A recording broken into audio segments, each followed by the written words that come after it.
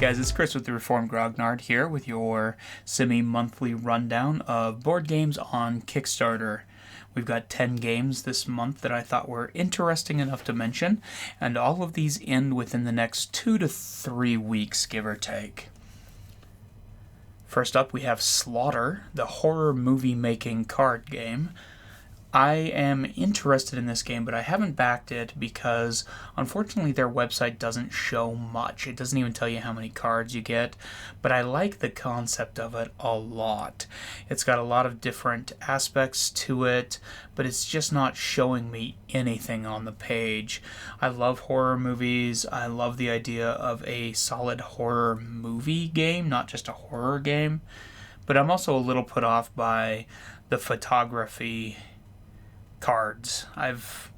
Have a few of those games and I feel like they're less immersive than games that use artwork, but I'm still always open to it. I'm watching it pretty closely. Don't think it's going to fund, but we'll see. I like the idea of it. Their cover's great and their logo's excellent. Next up, number 9, Missing Persons, the game. So I've backed this for the print and play. I will probably end up backing the full game, but I'm not sure. But it looks gorgeous. They're using a lot of vintage artwork in it. And it is a detective game where you are hunting a serial killer, I believe, although I think there's a couple of different games in it. It comes in a tin box, so it's a simple 18-card tin box game with a couple of little icon characters. I'm not a huge fan of the pawns. I feel like they don't quite fit, but these cards are beautiful. It kind of looks like they're using Game Crafter's new cards that they have that are tin boxed ready.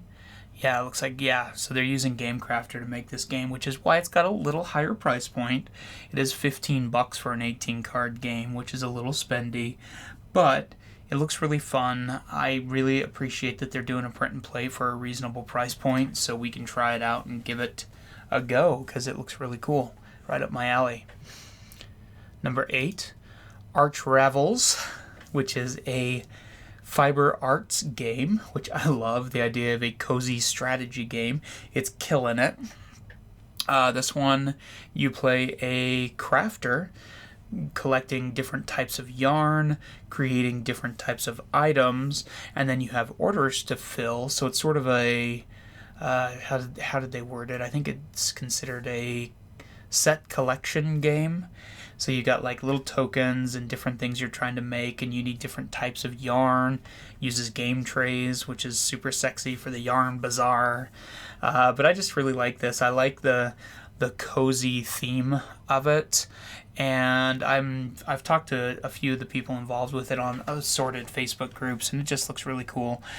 He was also I think the main designer was also on the Board Game Design Lab podcast this last week, which was an interesting to listen to one. They talked about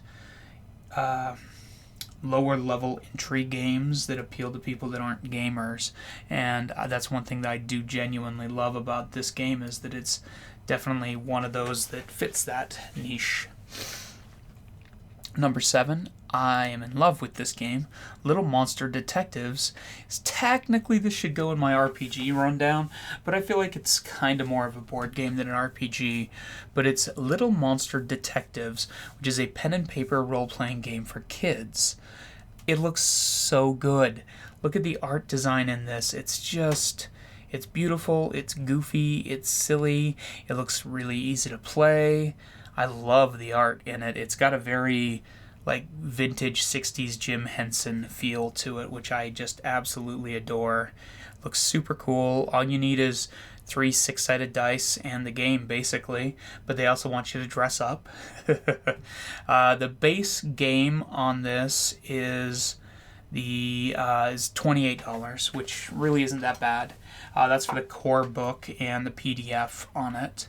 You can also get just the ebook for $12. I really want the physical version of this, but I haven't backed it yet just because I have so many things that end in the next couple of days.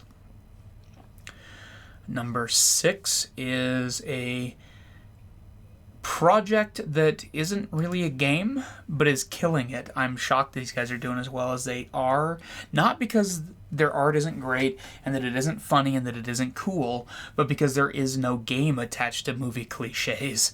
It is literally just movie cliches, and then it has a few ideas for making games, or you can play bingo while you're watching movies, but essentially they never created a game to go with this. It's just the art on cards.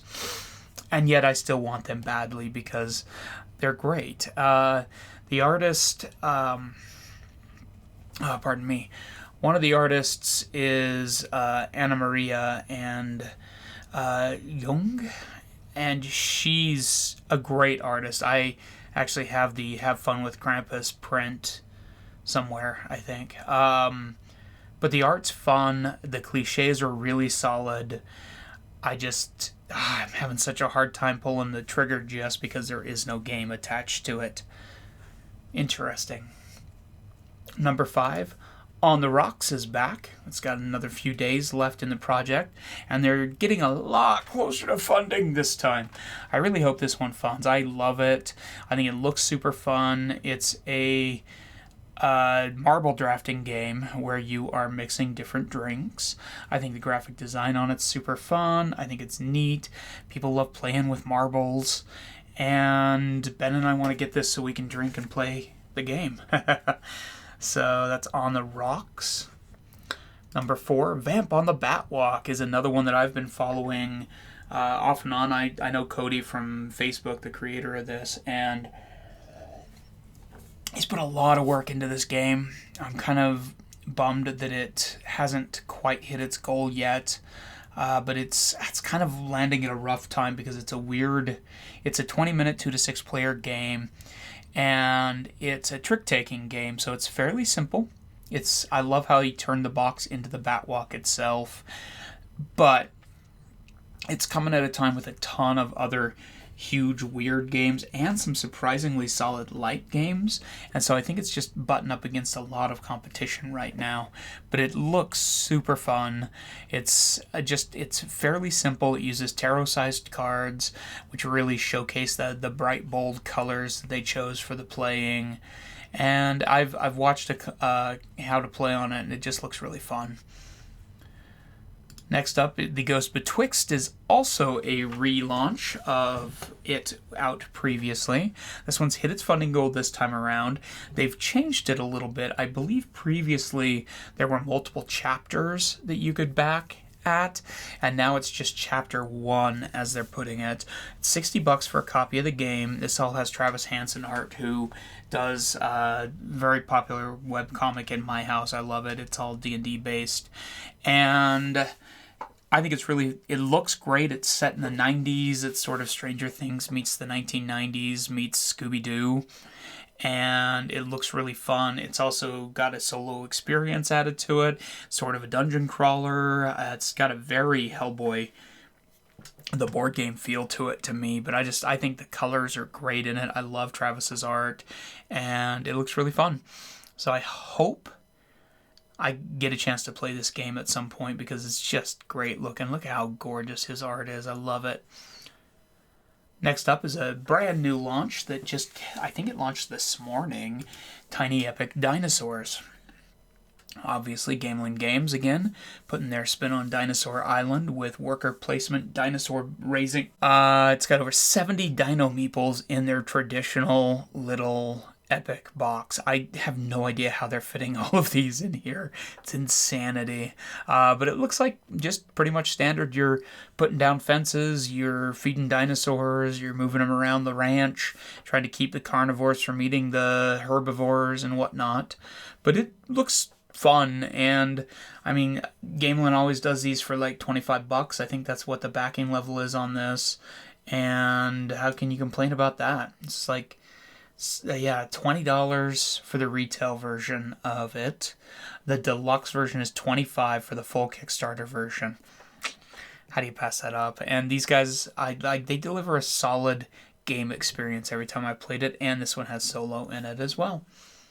And finally, my number 1 pick is Godspeed from Pandasaurus. This is a alternate timeline 1960s space race game, and it is gorgeous looking. I think this game looks absolutely beautiful. It's got these cool, like, ancient relics. Look at that game board. It's beautiful. I've been really immersed in the retro sci-fi stuff right now anyway, so this is right up my alley. But the game looks really interesting and cool. It's got metal coins. Woo!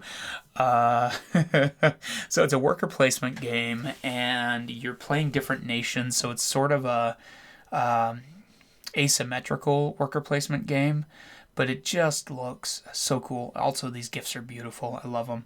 But I love the art in it. I think they're just absolutely beautiful choices in color and layout for it. So this is my number one pick for this episode, and that is Godspeed from Pandasaurus. I believe the base game on this is, they've got all sorts of add-ons, but the base game is, come on, where are you at? 70. So it's a legit game, but it's a pretty good sized game for 70. I think it looks really cool. It's got all this stuff in it. It has cards and tiles. Tried to talk myself into spending $70 on it just because it's so pretty. That's kind of how I do things. Anyway, that's the end of this installment of the top 10 games currently on Kickstarter. Thanks for listening. As always, please subscribe and hit that bell. Apparently that does something. I don't know what. I believe it does notify you when we release new content, though. We have a live play RPG coming soon that Ben and I are working on, where we are going to be playing with a few different types of RPG systems, and we're going to try out a few things like that. We're also hard at work on our new review format so that we can start reviewing games on this channel as well. So please hit subscribe and keep up with us. You can also find us on Patreon at patreon.com/deeplydapper or at deeplydappergames.com. We did just release our first tabletop game, Creature Features, and it's available for sale on our website at deeplydappergames.com. It's a quick, fun little card game about building monsters and stealing body parts from your opponents. I hope you check it out. Thanks for watching. May you live in interesting times.